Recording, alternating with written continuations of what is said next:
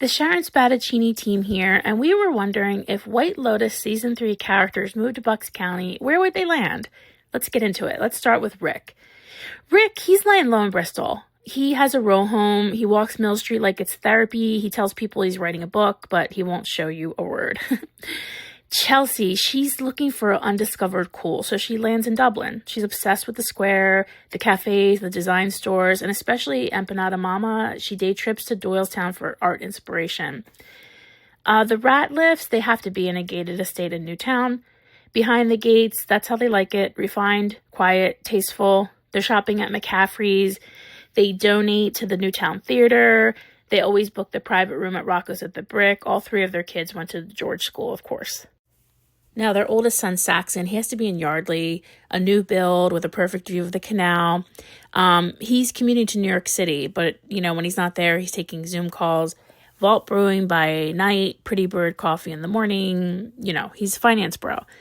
Piper, she's in her spiritual awakening era, so New Hope Borough is the place for her. She's living above a crystal shop. She journals by the river. The problem is she still does use her dad's Amex because there's a lot of cool shops in New Hope Borough, like Love Saves the Day.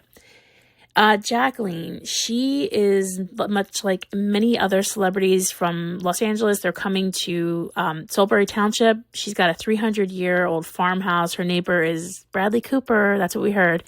Renovated to perfection, this house. She's sourcing herbs from Max Hansen. Sometimes you'll find her at Stockton Market, like when she wants a photo op, she'll be there.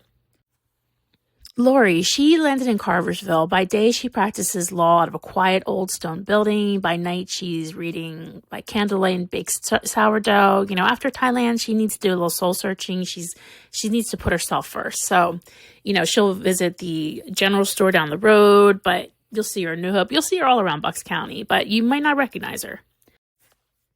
Kate, she's in Central Bucks, Jamison. She's got a big house, though. Looks extra big for that area. But she's the PTA queen. She's a suburban legend. She has a walk-in pantry that deserves its own zip code. You'll catch her at Oh Wow Cow with the kids. You might see her organizing a meal train or sprinting through Wegmans or actually Whole Foods because that opened up just recently down the road. So Saritala, she's in Jericho Mountain. She's in Washington Crossing. Her home, it's not a house. It's a sanctuary surrounded by trees, whispers of wind. She'll be reading beside her indoor water fountain. She orders antiques from Europe still, though.